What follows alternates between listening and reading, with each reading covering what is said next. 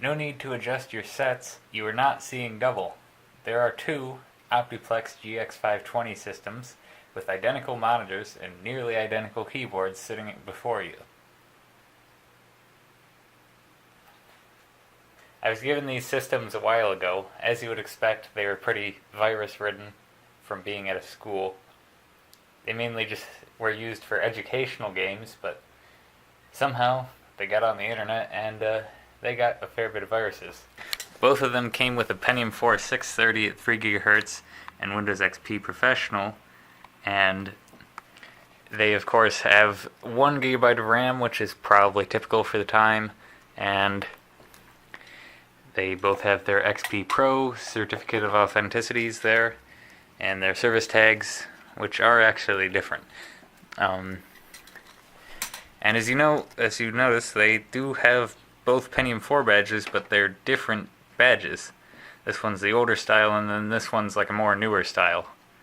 However, the computers contain the same revision motherboard, which, as you saw with this one, prevents it from running Pentium Ds without that annoying warning message. And yes, I did upgrade it to a Pentium D 830, I think, and that runs at 3 GHz and 2 cores. Pretty much a dual core Pentium 4. Consumes power like it too. But the only modifications that these systems have seen is I've cleaned them up, if you call that a modification, and I put slightly faster memory in this one, and I also reversed the fan, which I think does a little bit of a better job of keeping it cool. They both have 160 GB hard drives, I think, and DVD-ROM drives for each of them, and floppy drives, which the floppy drive in this one doesn't work for some reason. It was working originally, but something happened. This mouse is mine, but these keyboards, and what is quite possibly the worst mouse on the planet, came in the bag of goodies along with some speakers, which the speakers aren't very good either. So we'll start by logging into this one, I guess.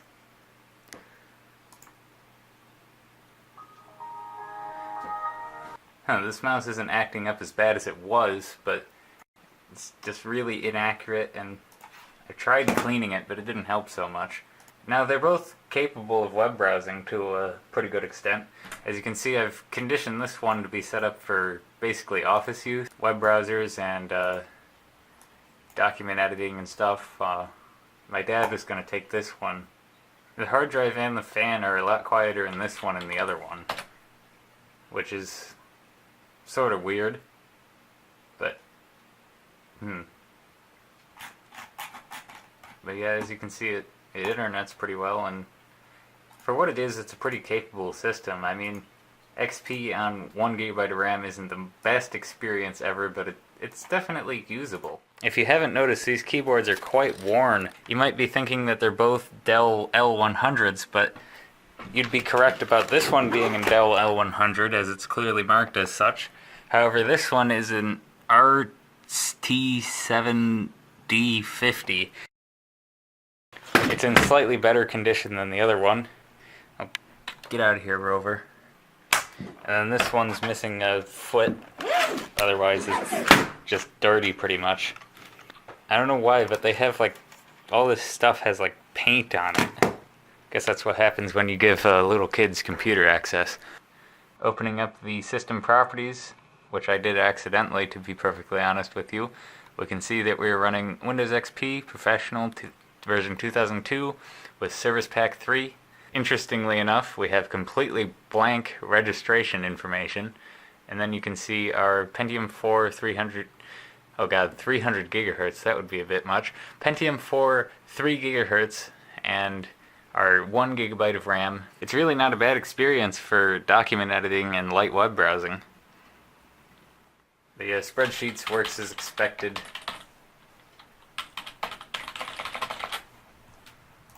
On the last version of LibreOffice for Windows XP, which is 5.4.7.2 if I do remember correctly.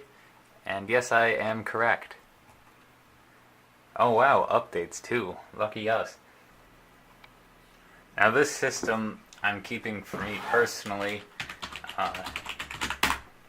It's actually not a bad experience, even though it's just 1 gigabyte of RAM, which I've upgraded to slightly faster RAM.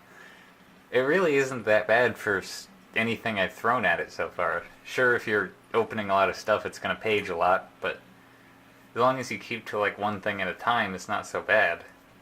And yes, this one did originally have the same CPU as the other one, but I've upgraded it to a Pentium D 3 GHz, as I mentioned, but otherwise the computer is configured the same.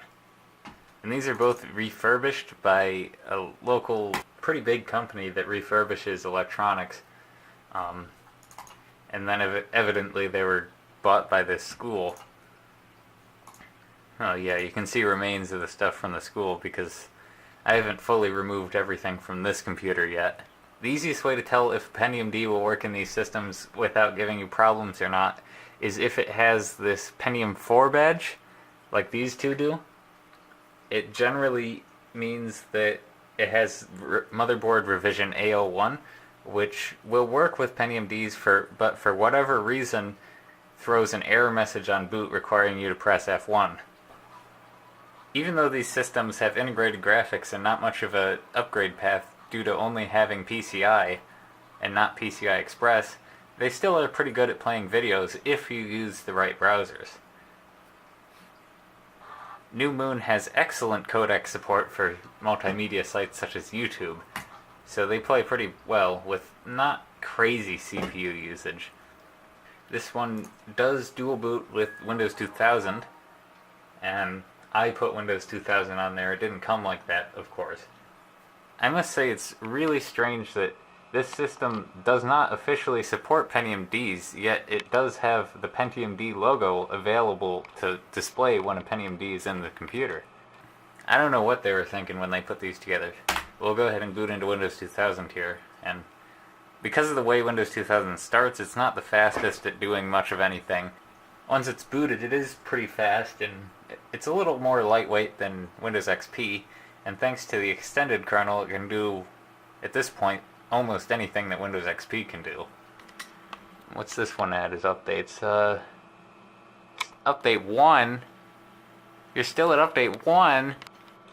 If you really want to see Windows 2000 take forever to boot, I would suggest that you get your nearest multiple core machine and then install Windows 2000 on it, and because of the way that it detects cores, it will take a very, very long time to boot.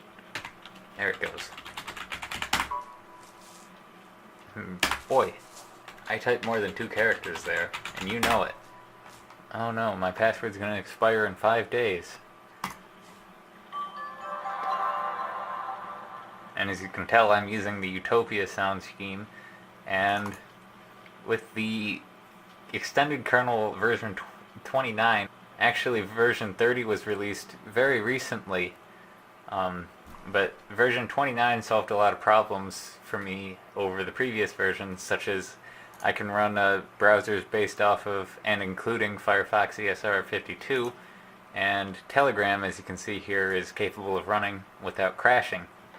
And of course, being able to run the identical versions of web browsers that I can on XP, at least for Firefox-based browsers, we do still have pretty good support for YouTube and the like. Oh wow, look at this. We're going for a different version of computers again this time. Daring today, aren't we?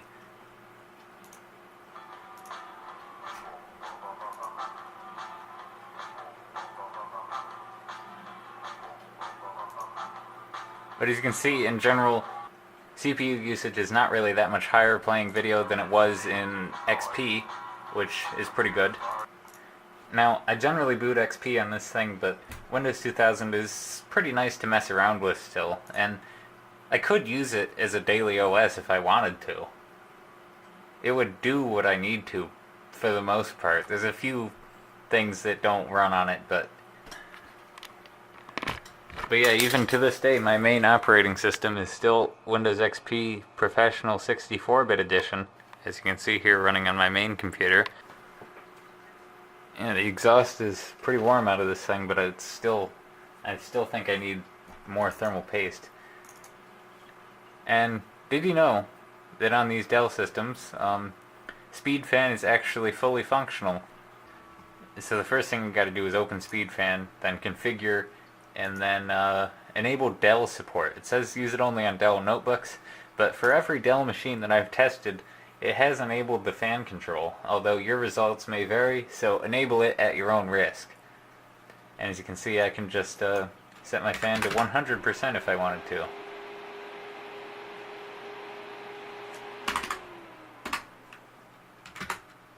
Now, with this being said, the fan control isn't the best, because there's like 3 different speeds basically that I can use. Well, of course the computer can set the fan to like any speed that it wants. And we can look at the hard drive information here, and our fitness and performance are a little below maximum, but it's still pretty good. And the hard drive is running at 38 degrees Celsius, which that's a lot higher than I'd like it. Just in case you thought about making a Pentium 4 small form factor computer, I wouldn't recommend it. This one is very hot in places. It puts off a good deal amount of heat, I must say, so if your idea is to make a compact electrical space heater, well, Pentium 4 is a good architecture for that. But yeah, this one's still at update 18 of 56, which is a lot better than it was doing. At the rate it was going, I'd expect it to be at 3. But thanks for watching this video, and I'll see you again in the next one. Now, the lighting has been completely awful in this video, and I apologize for that. I'm just cranking this one out quickly because I wanted to get it done. So I'll see ya.